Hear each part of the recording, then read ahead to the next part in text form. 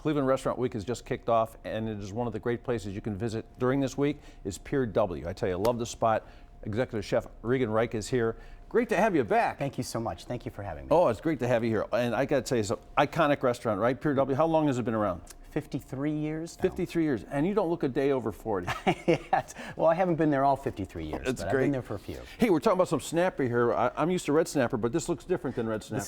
This is a wild Pacific snapper, a newcomer to the sustainability scene. This is a fish that previously was listed as what's called a bycatch. A bycatch is if they're fishing for wild salmon or halibut and they happen to catch it, then it was okay to serve. But now, because with current regulations, the populations have grown, the fishermen can now target this fish. And as soon as they did that, I put it on my menu, and this is a brand new dish. You can learn a lot about the whole fish scene. You go to Pier W. But I tell you what's interesting to me is we got the fish over here, and then what are you going to put it in a hut with a chimney or what? Yeah, I'm going to put this into a Moroccan tagine. We're going to steam it to get all those flavors in there. Let's do it. And so the way that I started, I love this fish because of its beautiful sweet flavor, and it's got a very resilient flesh, meaning that you can do a lot with it. You can grill it, you can oven roast it. It's a light flavored fish. It still has that light flavor, very sweet.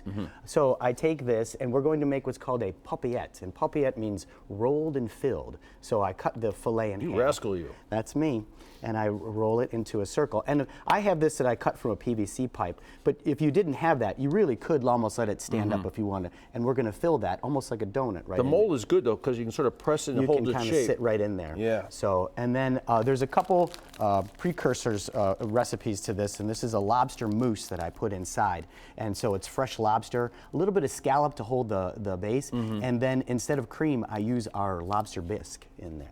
So then we just kind of... We're going to have this recipe online, and what's really interesting, I read this recipe, and it is stupid simple, and it is so luxurious. It really is. When you put things into a tagine, the tagine is a Le Creuset product, and they're a little pricey, but the beauty of the tagine is when you cook with it, is that you can saute, and this goes right on the stovetop. And in this case, we're going to use a little bit of olive oil, escarole, and mushrooms, and potatoes before our fish goes in. It's exciting for me to be around a real chef. Well, you know what? The idea is to make it look beautiful so that it's something that people will enjoy.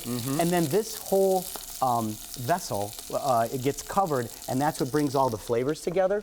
But then when it's finished, this whole vessel comes to your table, and that's what you eat out of. That is beautiful. You put potatoes in there, so this whole vessel, this tagine, would this be for one person or several? Well, it depends on if you're serving it. Normally, what we serve in the restaurant is for one. If you serve it, you could use it and put multiple portions in there and serve it in the middle of a table, like if you were having a buffet. So I put my paupillettes right in there, and then I use what's called the Chardonnay Broth. Chardonnay broth, you can use a prepared fish stock. One secret that I'd like to share is that instead of using any kind of prepared broth, I like to use mussels. Mussels have a natural salinity. They open, they close. They get all the salt from the water. So that's natural salt.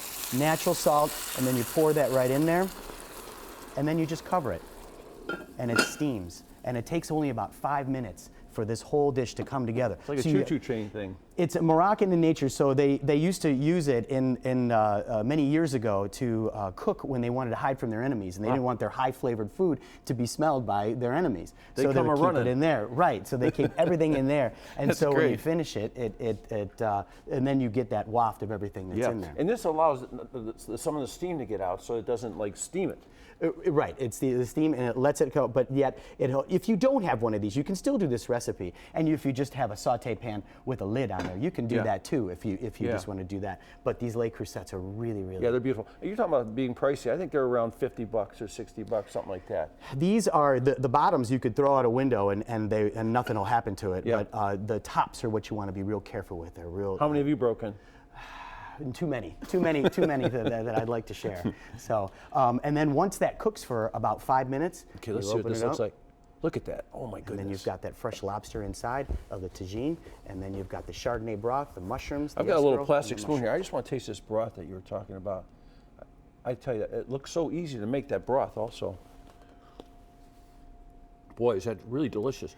And it's that salty, seafood salty, but not like you put any salt in it at all. No, I didn't need, that was the other thing that I wanted to share, is I really didn't need to add any additional salt, because the salinity, the natural salinity from the mussels, it's a very, very clean dish. The fish is very flesh, it's easy to cut through, That is fantastic. A very five-minute So cook. if two people at the table want this, it comes with two of those in it, or Yeah, want it three, comes with two, or correct. just one, or like that. That is correct, and so that we just put that on our menu. You guys are open 7 days a week? 7 days a week, Sunday brunch. Pier W. I tell you, and if you haven't been there in a little while, check it out. Cleveland Restaurant Week. This is a big, big weekend. It's a lot of fun for everybody who enjoys these restaurants. It's from the 1st to the 15th. We're already a few days in. Goes to the 15th. $33 for a 3-course price fixed dinner. So what are you having at your place? Well, we have a mix of things that are old favorites like lobster bisque and our slow roasted braised short rib pierogies. And then also we have coconut crusted mahi-mahi, a few new favorites, a very slow braised pork shoulder, and some other dessert favorites that you're sure to So love. if you don't like the seafood, you got the pork shoulder there. And of course, $33 means you still have a little extra money to buy that martini. Of course. Yeehaw, I love it.